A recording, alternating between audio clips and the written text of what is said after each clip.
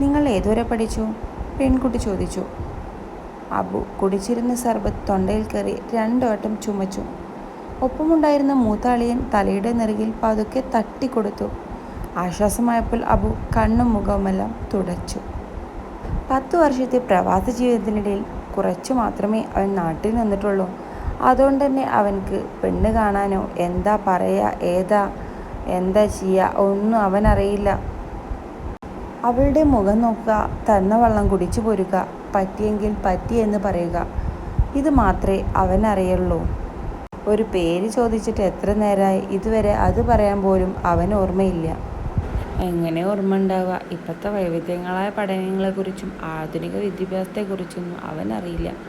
കാരണം അവന് 10ാം ക്ലാസ് പഠിപ്പ് നിർത്തി ഡ്രൈവിംഗ് കോച്ചിന് പോയിട്ട് പിന്നെ അങ്ങനെ ഗൾഫിക്ക് പോയിന്നാ കേട്ട്. അവനോടാ ഇതൊക്കെ ചോദിച്ചണ്. ഇങ്ങനെ വീണ്ടും വീണ്ടും ചോദിച്ചാൽ പിന്നെ പറയാതിരിക്കാൻ നിവൃത്തില്ല. മോളെ, ഞാൻ അധികമൊന്നും പഠിക്കാൻ പോയിട്ടില്ല. 10ാം ക്ലാസ് വരെ മാത്രമേ പഠിച്ചിട്ടുള്ളൂ. ഈ ഒരൊറ്റ പറച്ചിലും പിന്നെ അവർ നേരെ യാത്ര പറഞ്ഞിറങ്ങി. എൻ്റെ അളിയനോട് ഓരെന്തൊക്കെയോ പറയേണ്ട പോലെ തോന്നി, വിവരം അറിയിക്കാമെന്നൊക്കെ. പിന്നെ പെരേ ചെന്നപ്പോൾ പറയണ്ട, ഉമ്മയും പെങ്ങന്മാരൊക്കെ അതിനു വേണ്ടി കാത്തിരിക്കുക, എന്തായി എന്തെന്നറിയാൻ വേണ്ടി. എനിക്ക് പറ്റിയുമ്മ, അവർ വിവരം അറിയിക്കാമെന്ന് പറഞ്ഞു. അവൻ നേരെ റൂമിലേക്ക് പോയി. ഒറ്റ കിടത്തം കട്ടിലിൽ. പിന്നെതാ എന്നത്തെയും പോലെ ഉമ്മാൻ്റെ പറച്ചിലായി. എൻ്റെ കുട്ടിക്ക് എന്താ ഒന്നും ശരിയാവാത്ത? 1 മാസം കഴിഞ്ഞ് ഗൾഫിൽ നിന്ന് വന്നിട്ട് അവന് 5-6 പെണ്ണും കഴിഞ്ഞു. ഒരു സമാധാനമില്ല. ഇമ്മ, നിങ്ങളെന്താ ഇങ്ങനെയൊക്കെ പറയണേ? 25 വയസ്സിനുള്ള മുകളിലുള്ള എല്ലാം പഠിച്ച കുട്ടികൾ മതി ഇനി. നിൽക്കുന്നുണ്ടല്ലോ കുറേ ബിരുദങ്ങളൊക്കെ, പക്ഷെ സർട്ടിഫിക്കറ്റ് ഇല്ലാന്ന് തന്നെ ഉള്ളല്ലോ. നമ്മളെ പെങ്ങളെ കല്യാണം കഴിപ്പിക്കാനുള്ള ഭാഗ്യമല്ലേ നമ്മളെപ്പാക്ക് ഉണ്ടായിട്ടുള്ളൂ. നമ്മളെപ്പോൾ നമ്മളോട് വിട്ട് പിരിഞ്ഞില്ലേ? പിന്നെ ഞാനും ഏട്ടനും കൂടിയല്ലേ ഇതൊക്കെ നോക്കി നടത്തിയത്. എല്ലാ പെങ്ങന്മാർക്കും നല്ല അന്തസ്സായ വിദ്യാഭ്യാസം കൊടുത്ത് പഠിപ്പിച്ചില്ലേ? ഇതൊക്കെ തന്നെയാണ് അതിൻ്റെ ബിരുദങ്ങൾ. അബു നീക്കബു, ഇതൊക്കെ സ്വപ്നത്തിലായിരുന്നു. അബു ചിന്തയിൽ നിന്നുണ്ടായിരുന്നു. ചായ കുടിക്കാൻ വായ മോനെ, എല്ലാവരും അവിടെ ഉണ്ട്.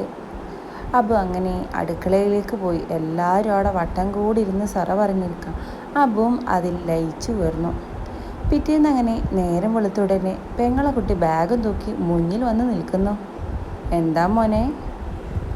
എടാ മോനെ, ഓനോട് ചോദിക്കൊന്നും വേണ്ട, ഓരോ സ്കൂളിൽ കൊണ്ടാക്കാനാ ഉമ്മ പറഞ്ഞു.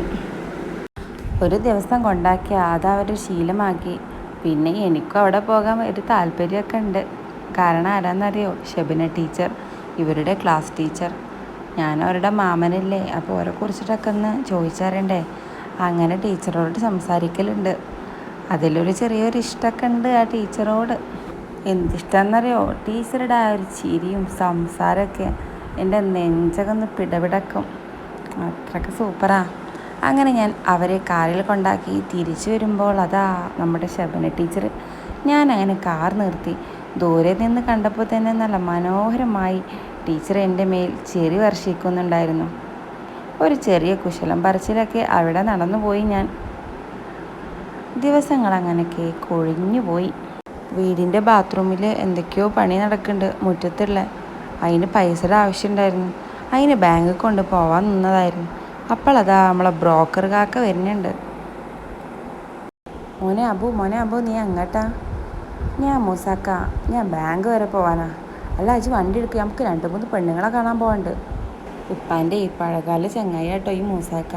അതുകൊണ്ട് തന്നെ എന്നെ കല്യാണം കഴിപ്പിക്കാനുള്ള ഫുള്ള് തൃപ്തിയും അയാൾക്കാ. അല്ല മൂസാക്ക, നമുക്ക് ബാങ്കിലോട്ടൊന്ന് പോയിട്ട് പോരെ അങ്ങോട്ടുള്ള പോക്ക്? ആയിക്കോട്ടെ മോനെ, ഞാനുണ്ട് എൻ്റെ കൂടെ. നമുക്ക് ആദ്യം ബാങ്കിലേക്കൊക്കെ പോയി. അങ്ങനെ ബാങ്കിലെത്തിയതോടെ മൂസാക്ക അവിടെ ഉള്ളവരോടൊക്കെ വർത്താനം പറച്ചിലായി. പിന്നെ ബാഗ് മൊത്തത്തിലൊരു ചിരി പടർന്ന പോലെ ആയി. എന്ത് പറഞ്ഞാലും നമ്മളെ മൂസാക്ക പൊളിയാട്ടോ. അങ്ങനെ ബാങ്കിൽ നിന്ന് പൈസ ഒക്കെ കിട്ടി ഇറങ്ങാൻ നിൽക്കുമ്പോൾ ഒരു തോന്നൽ, ആ ബാങ്ക് മാനേജർ ഒന്ന് കണ്ടാലോ.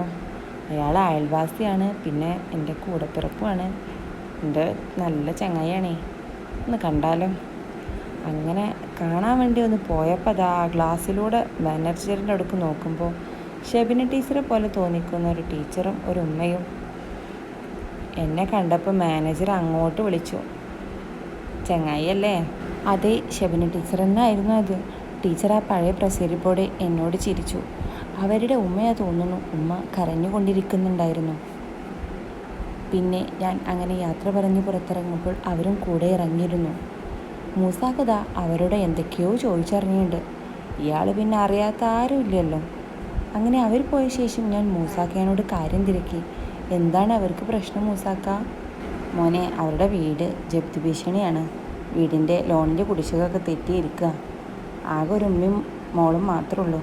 ഉപ്പൊക്കെ അവരെ മുന്നേ ഉപേക്ഷിച്ച് പോയി. കല്യാണമൊന്നും കഴിഞ്ഞിട്ടില്ല കൊച്ചിൻ്റെ. എങ്ങനെ കല്യാണമൊക്കെ വരിക? ഇങ്ങനെയൊക്കെ കിടക്കല്ലേ മൂസാക്ക. നമുക്ക് ഇന്ന് കാണാൻ പോണവരോടൊക്കെ ഇന്ന് വരുന്നില്ല എന്നൊന്ന് പറയോ? ഉച്ചയ്ക്ക് ശേഷം ഒരു സ്ഥലം വരെ പോകാനുണ്ടായിരുന്നു. എങ്ങോട്ടാ മോനെ? മൂസാക്ക ചോദിച്ചു. വേറെ എവിടെയല്ല മൂസാക്ക, ഇപ്പോൾ ഇവിടെ നിന്ന് ഇറങ്ങിപ്പോയില്ലേ അവരുടെ വീട്ടിലേക്ക്.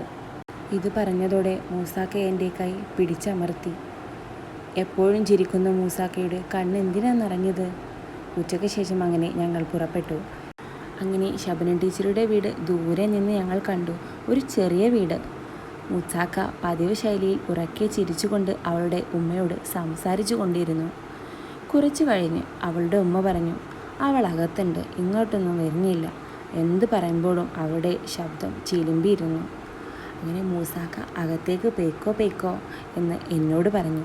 ഞാൻ അകത്തേക്ക് കയറി. അവൾ അതാ ജനൽ കമ്പിയിൽ പുറത്തേക്ക് നോക്കി നിൽക്കുകയാണ്. ഞാൻ നോക്കുമ്പോൾ അവരുടെ കൺ നിറഞ്ഞൊഴുകിക്കൊണ്ടിരിക്കുന്നു. അബു ഒന്നും ചോദിച്ചില്ല, പേര് പോലും ചോദിച്ചില്ല, ഏതുവരെ പഠിച്ചു ഒന്നും മാത്രം ചോദിച്ചില്ല. എനിക്കിഷ്ടമായി. ഇനി ഞാനുണ്ടാകും കൂടെ. എനിക്കെല്ലാം അറിയാം. ഇനി കരയരുത് മോളെ. വെറുതെ. ജനൽ കമ്പിയിലിരുന്ന അവളുടെ കൈ ഞാൻ പതിയെ പിടിച്ചു. അവളുടെ കണ്ണിൽ നിന്ന് ഇട്ടുവീഴുന്ന ഓരോ കണ്ണുനീർ തുള്ളിയും എൻ്റെ കയ്യിൽ ആനന്ദം അശ്രു. ഈ ഒരു സ്റ്റോറി കേട്ടിട്ട് നിങ്ങൾക്ക് ഇഷ്ടമായോ ഇല്ലയോ എന്നൊന്ന് കമൻറ്റ് ചെയ്യൂ. ഇല്ലെങ്കിലും നിങ്ങൾക്ക് ചെയ്യാം, ഇഷ്ടമായെന്നും അറിയിക്കാം. Thank you.